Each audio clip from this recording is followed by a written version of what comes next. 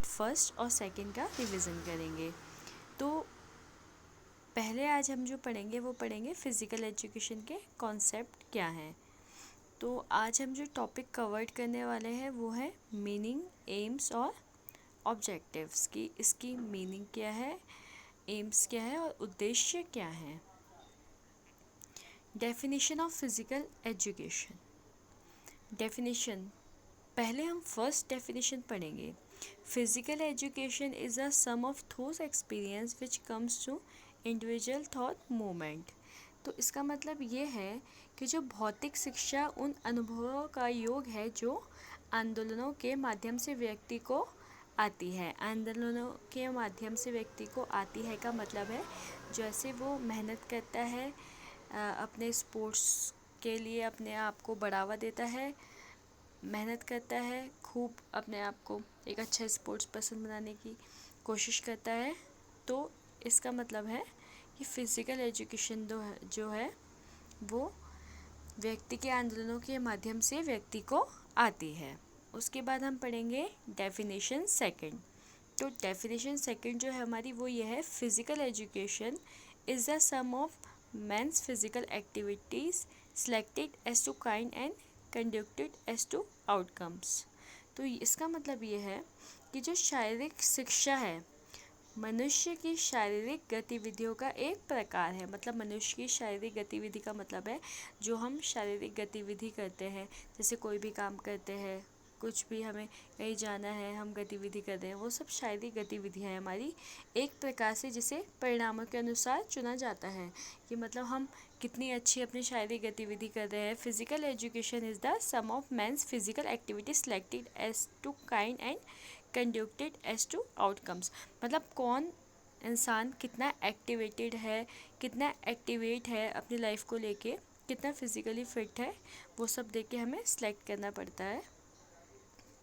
तो हम इस तरीके से शारीरिक गतिविधियों का एक प्रकार से हम उसे परिणामों के अनुसार चुना जाता है कि कौन कितना अच्छा स्पोर्ट्समैन है, कितना अच्छा नहीं है।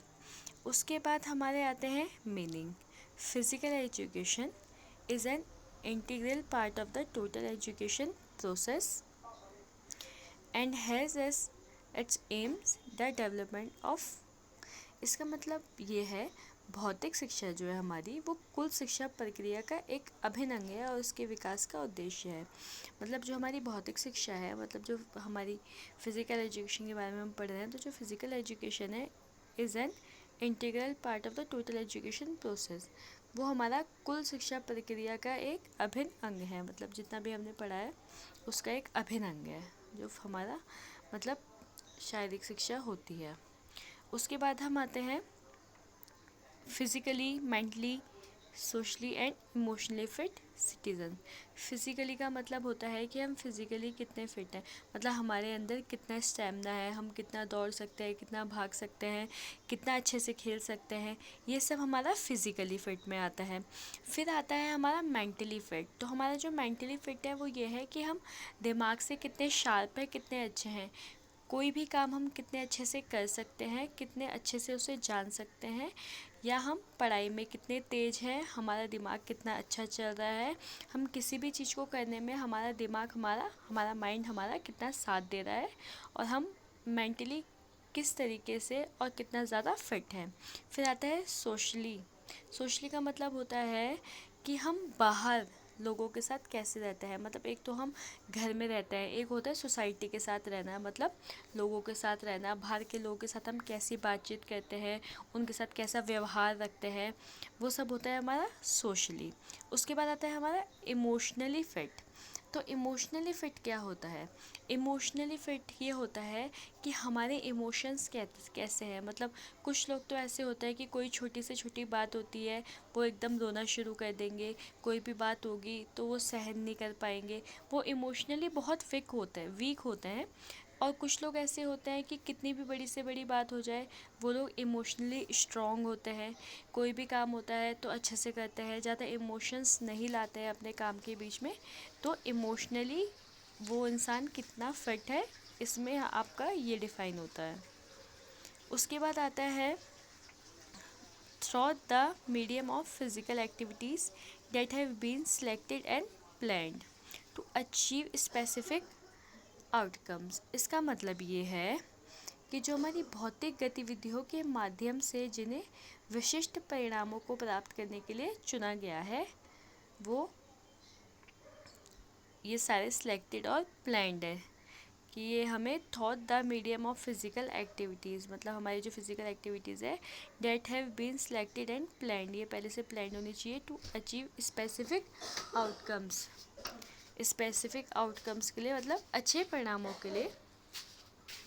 उसके बाद हमारा आता है physical education is an integral part of the total education process and has as its aims the development of physically, mentally, socially and emotionally fit citizens.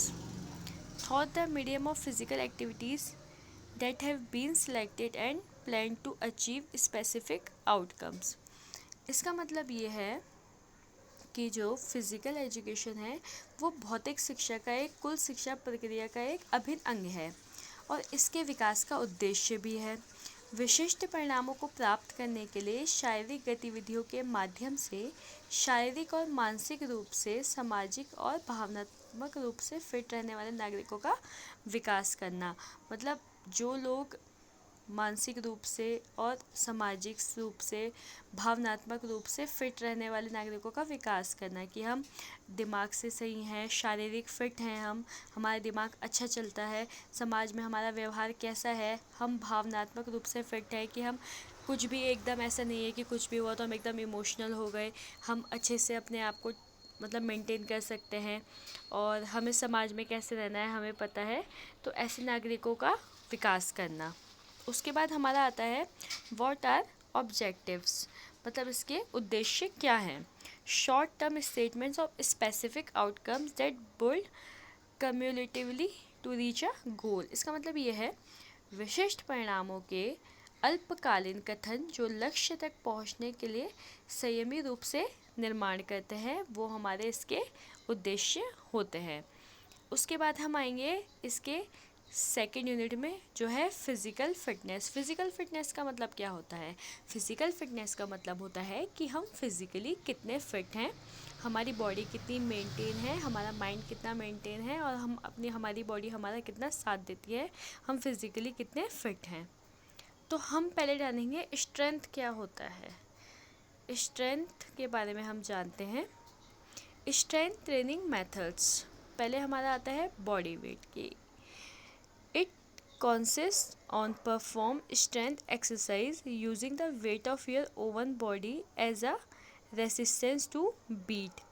It is the most basic way of training sit-ups, push-ups and multi jumps. इसका मतलब है जो strength training होती है वो विधि body weight यह beat करने के लिए एक प्रतिरोधक के रूप में अपने स्वयं के शरीर की दुर्दशा का उपयोग करते हुए शक्ति अभ्यास करते हैं। मतलब यह बीट करने के लिए, बीट का मतलब होता है कोई भी फाइट करने के लिए हमें स्ट्रेंथ ट्रेनिंग की बहुत ज़रूरत होती है।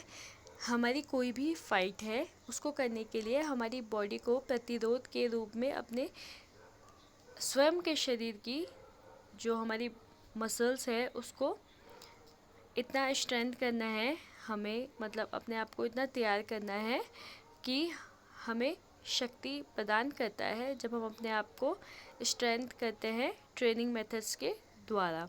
जैसे कि दुर्दशा, जो शरीर की दुर्दशा है, मतलब जो हमारे शरीर की चीज़ें होती हैं उसका उपयोग करते हुए शक्ति अभ्यास करता है, मतलब हम अपने आप को प्रैक्टिस करते हैं, शक्ति अभ्यास करते हैं। यह प्रशिक्षण का सबसे बुनियादी तरीका है। मतलब जब हम कुछ वर्कआउट कर रहे हैं तो यह सबसे बुनियादी तरीका है। उसमें है हमारे पुशअप्स, जो हम पुशअप्स मारते हैं, मतलब अपनी बॉडी को स्ट्रेट रख के ज़मीन में लेट के सीधा अपनी बॉडी को डाउन करके हल्का, उसे हम पुशअप्स मारते हैं। जैसे आपको इस वीडियो में दिख रहा होगा कि ये जो सबसे फर्स्ट में पोस्चर है कैसा है। उसके बाद हमारे हैं पुशअप्स, आपको सेकंड में दिख रहा होगा कि ये लड़की कैसे लेटी है, और हमारे थर्ड में आपको दिख रहा होगा ये पुशअप्स मार रहे हैं। और जो सेकंड वाली में जो लड़की है ये स्ट्रेंथ बढ़ाने के लिए मसल्स टाइट कर दी है। और ये लास्ट में आपको दिख रहा होगा, ये भी स्ट्रेंथ की एक्सरसाइज है कि स्ट्रेंथ कैसे बढ़ाएंगे। उसके बाद हमारा आता है overweight. We perform exercise using external loads weights as a resistance to beat, weight lifting, medicine ball, elastic band. इसका मतलब ये है, जो हमारा ओवरवेट होता है, हम बीट के प्रतिरोध के रूप में भारी भार का उपयोग करते हुए व्यायाम करते हैं। मतलब हमें जो हमारी जो मैच होते हैं उसमें हमारी जो बीट होती है, मतलब हमें जो फाइट्स होती है उसमें बीट के प्रतिरोध के रूप में भारी भार का उपयोग करते हुए व्यायाम करते हैं। जैसे वेट लिफ्टिंग, जैसे हम कोई भी भारी ओवरवेट का मतलब होता है कोई भी भारी चीज़ उठाना, ओवर वेट लिफ्टिंग करना है। जैसे we perform exercise using external loads weight, मतलब एक्सटर्नल लोड्स वेट का मतलब है ज़्यादा वजन उठाना as a resistance to beat, मतलब अपनी परफॉर्मेंस को बढ़ावा देने के लिए। वेट लिफ्टिंग, जैसे आपको दिख रहा होगा ये वेट लिफ्टिंग कर रहा है, ये वेट उठा रहा है। मेडिसिन बॉल जो होती है ये हैवी बॉल्स होती है जिसका वेट 4-5 kg 6 kg अलग अलग रेंज में होता है। ये हैवी बॉल्स होती है, इसको उठाने से स्ट्रेंथ बढ़ती है। और हम ओवरवेट, मतलब हम कोई भी वेट लिफ्टिंग के लिए हम ये मेडिसिन बॉल से प्रैक्टिस कर सकते हैं। इलास्टिक बैंड, ये आपको दिख रहा होगा लास्ट में, इलास्टिक बैंड्स होते हैं। इसमें हमारे हाथों को, मतलब जब हम इसे पुश करते हैं ऊपर की ओर तो इसमें काफ़ी जोर लगता है, जो हमारे हाथों की मसल्स को काफ़ी अच्छा करता है और हमारी परफॉर्मेंस को बढ़ावा देता है।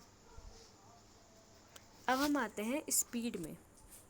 तो हम जो स्पीड है, स्पीड ट्रेनिंग एडेप्टेशंस, तो इसमें है the coordination of moment improve, strength and power improve, the technique of moment improve, the effectiveness of the moment improve, so I will be a better athlete. इसका मतलब ये है, speed training जो हमारी होती है, एडेप्टेशंस, तो इसका है the coordination of movement improve, मतलब गति प्रशिक्षण अनुकूलन, स्ट्रेंथ एंड पावर इम्प्रूव, आंदोलन के समन्वय में सुधार होता है, शक्ति और शक्ति में सुधार होता है, आंदोलन की जो हमारी तकनीक होती है उसमें सुधार होता है, आंदोलनों की प्रभावशीलता में सुधार होता है।